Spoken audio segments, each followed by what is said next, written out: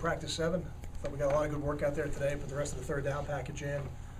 Got a 2-minute drill practice. We'd like to add more, but the time ran out on us. Questions? Quarterback competition today, what were your thoughts? Well, I think, coming out of the scrimmage, I think from an experience standpoint, Gary and Mike are a little bit ahead of Chris. I think that showed up, which is natural. It's not unexpected. But all 3 guys are going to continue to get reps. And I think today all 3 guys came back out ready to work. And I thought we were able to correct some things and see some things for the first time, because our defense did some things today that they hadn't done in spring yet. What is it about those 3 guys that allowed them to kind of separate from that 5-man pack? I think it's performance. I think it's always performance. I don't think it's any more complicated than that. When you when you look at Belmonte, he has the years of practice experience, but no actual game experience. How does that balance out? How does the practice help him, even though he's not technically more game ready than Laviano? Yeah, I think that's the advantage he has. He's had over Chris in the past. He has had the reps in practice, practicing against different schemes, learning different game plans, and certainly is carryover from week to week. But then there's also subtleties and things that change week to week. And I think the more you go through it, the better you get at it, and the better your full grasp of the offense and what defenses are trying to do to you, really shows. I think the more you play and have to really mentally play the game at quarterback, the slower the game gets for you. When you're on the scout team, you read a card, you throw it where they want you to throw it for the most part. Yeah, I don't know if that helps you slow the game down. That's what the team needs, but I don't know that from a personal development standpoint, it's really helping you that much. Kyle, how much understanding did you get of where this team is after Saturday's scrimmage and kind of be able to move forward? Did anything jump out? I think today was a big step for us. I think when you get past the initial excitement of spring, you get past that first scrimmage, you're into week 3. I was really excited to see how the team came out today. I thought the team came out with a lot of energy today.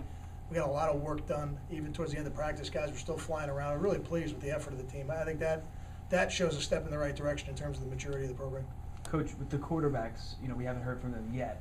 That's a conscious decision. Is that part of dealing with a quarterback competition, in terms of part of how you handle it?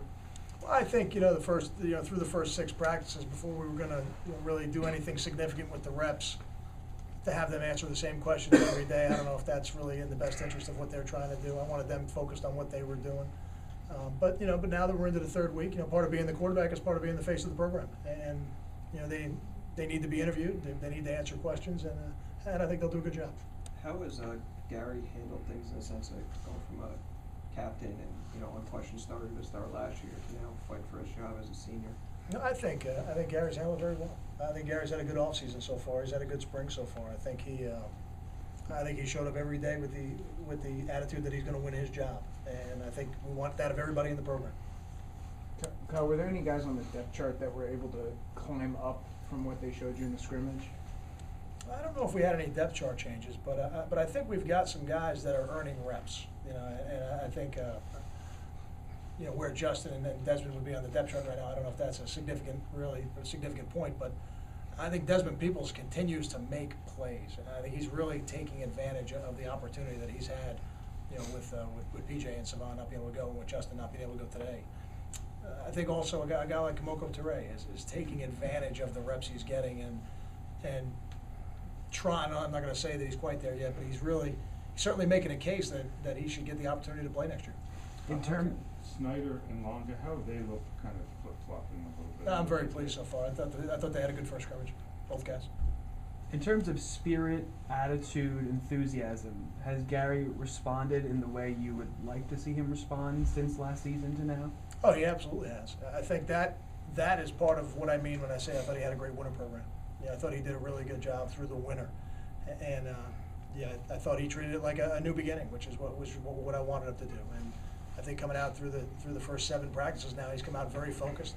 I think he's learning a little more every day of what Coach Friedgen expects from him playing that position, and I think he's done a good job. Kyle, I think earlier you mentioned in so many words that you kind of look at Gary differently because of the amount of experience he has compared to the other guys. How has his performance in practice fared when you look at him through that different metric? It's not so much that I look at Gary differently, because I think when a guy's played in games for you, you have very high expectations of him. So it's not so much that I look at him differently. I think what you got to be careful of is making too quick a decision on a guy who hasn't had the opportunity yet. And I think that's, for Chris, he needs every rep he can get right now, because this is an opportunity for him to play Rutgers football. And when he did it last spring, he just got here a couple weeks prior. And if you think it's tough as a redshirt freshman, you should see it when they're only here for a couple weeks. It's tough on him. So I think for a guy who's played in games, you certainly have high expectations of anybody who's played in a game. But I think where you really got to have a little more patience with your expectations is the guys who haven't had that chance. Oh, but Got it's time like for two put more. through, could you see a quarterback decision made at the end of spring, or you wanna see it carried through? I can't see one right now, but I won't say that I won't see it next week or a week from now. I think we probably need to get through the second scrimmage before we see if that's a possibility or not. Coach, it's hard to ignore over the past couple of days, Julie and the school kind of in a national conversation again. When stuff like that happens, do you get concerned about how recruits might respond? I don't. I think the people, the players in the state of Rutgers, and even those that are outside the state of Rutgers that we recruit, I think they know what type of program we have. I think they know the core values that we base our program on. I think you see it when you have your players that move on and either go to the NFL, a guy like Devin McCourty who comes back from practice, or somebody who's not in the NFL, a guy like Terry Bynes, who came back because he's interested in getting into football, and he came back and spent the day in the office with us just yesterday. And when your players come back, I think it says a lot about the people in your program, and it says a lot about the kind of program you have, that they feel that way and they feel comfortable doing that. Okay, I have one more announcement for you guys today as I finish up. Blake Rankin and Brian Gross-Armiento have decided to move on with their careers, and they've been really good people in our program, and I wish them nothing but the best. And they'll be available to comment after I'm done.